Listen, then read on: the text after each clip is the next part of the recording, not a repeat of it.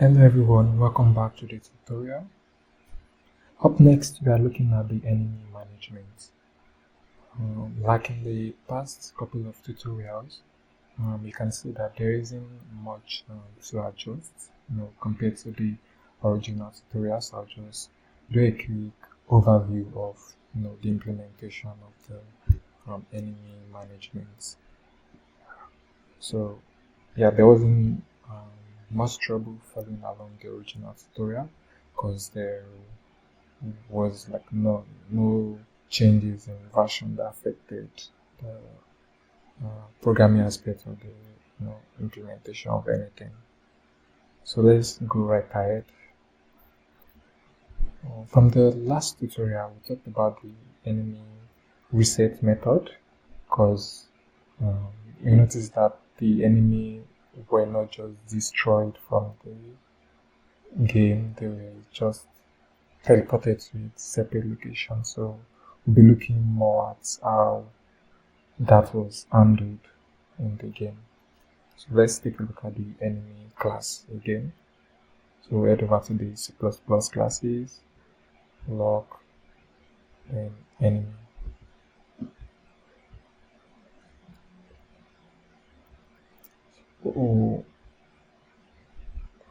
See that there is a reset method. So die reset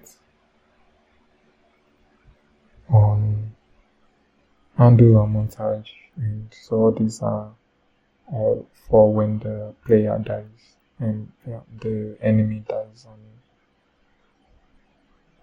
So we look at the implementation.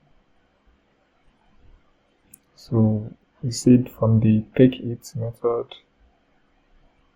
See, once the health is 0 or below 0, then the die method is called. Then in the die, the various sounds and animations are played. Then the death montage, is being played as well.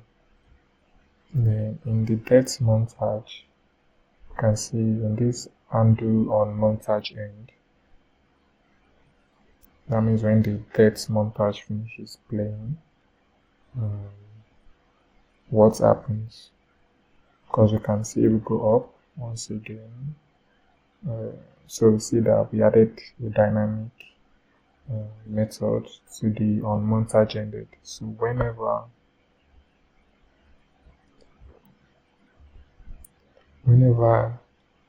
the montage that contains death, of which we have only one, whenever it finishes playing, then that means the enemy died. So we call the reset method and then undo a bunch of other things which we will look at shortly. So we see that the player is teleported to a location in the world outside of the main game experience, and then the parameters are set. So we look closely at those. So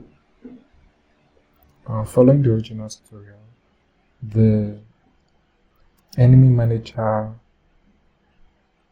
class was created and a lot of things were set up there to handle the enemy, to manage the enemy. So we look at that. Go back to Unreal, then click on the enemy manager, then come to the Visual Studio script. So let's take a look at the header file. So you can see here the array of enemy actors has all the enemies just queued up somewhere in the game. Let me show you mine right here. So you have the enemies, and let's see, I kept them down below the level, so you can see the enemies here.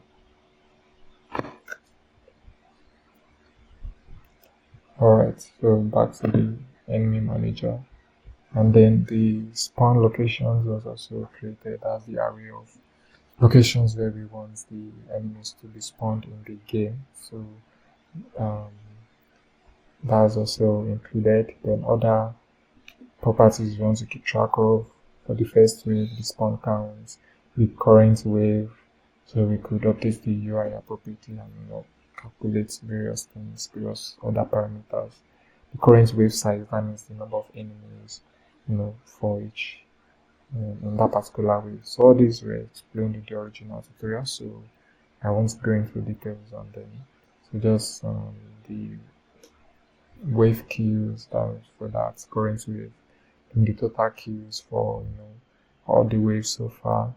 Then we have methods for controlling the spawning, for the first wave. Then updating the parameters, for the next wave, and then we'll see the starting next wave and spawn more enemies, which is for when because not all the enemies are being spawned when a particular wave starts. There is a threshold, there is a limit for the number of enemies per that can be in the scene at a time. So I think it's right here, max enemies in arena. So that also gets updated. So once an enemy die and there are still enemies left to be spawned for that wave, then they spawn more enemies and do that. And spawn enemies for combat, that's like getting an enemy from the reserve that they are in, so to speak, and then spawning them. Yeah, so we have the other method, get all enemies in combat and modify waves. So we can see that here. Then we can see I think slight modification to the enemy class as well. Let's take a look at the header. We can see the variables that were added, the world spawn location, and also the in combat. So because we want to distinguish between the enemies in combat and those that are in reserve, so that's why this was set. Then we'll go back to the enemy manager and we'll then go to the C++ file to see the implementation of these methods and how the properties were updated. So see the spawn first wave. So there wasn't any trouble following this, so I'm not going to go into detail. So all these were pretty straightforward. I would just say I think I just made a slight tweak, just added, not a tweak, more like adding a feature. Let's go to the header. So for the total queues, I think that was not in the original tutorial, but I just felt that was a fun metric to keep track of in the game and update to the UI as well. So we see the implementation of all the methods here. Start next wave, spawn more enemies, spawn enemies for combat. Modify wave speed, because they have like varying speeds that we can set for the enemies. So just to give it a bit of dynamic interaction.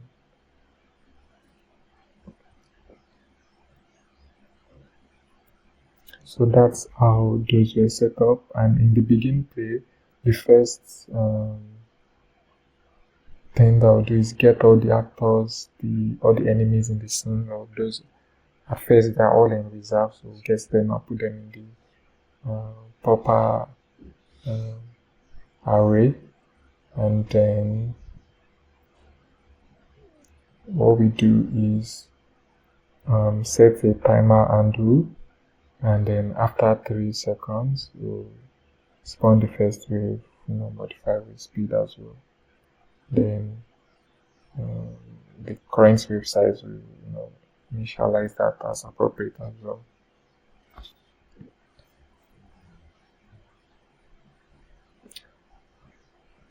Then once this or the code was set up, then in the editor, so let's go back up. So everything was also set up properly. You see a blueprint was created from that, and then was added to the scene, to the level. So you can see the properties in the management section. Everything we are keeping track of.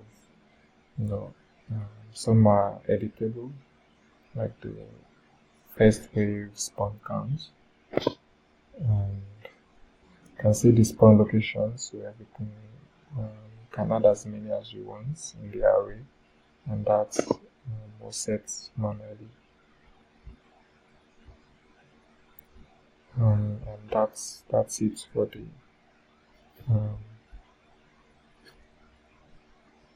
enemy manager setup. And then once that is done, we ensure that the UI is being updated accordingly. So let's just quickly check the UI. So we go to log UI, the HUD. We'll check that out and see the bindings.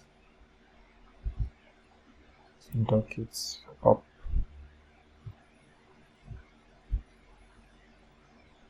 So again, you can see the health, clip size, total ammo, wave queues which I added, and points which was added later.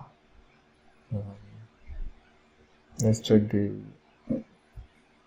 graph. You can see everything is updated accordingly. The get wave gets the current wave. As the current wave is being updated, then this value is also updated accordingly.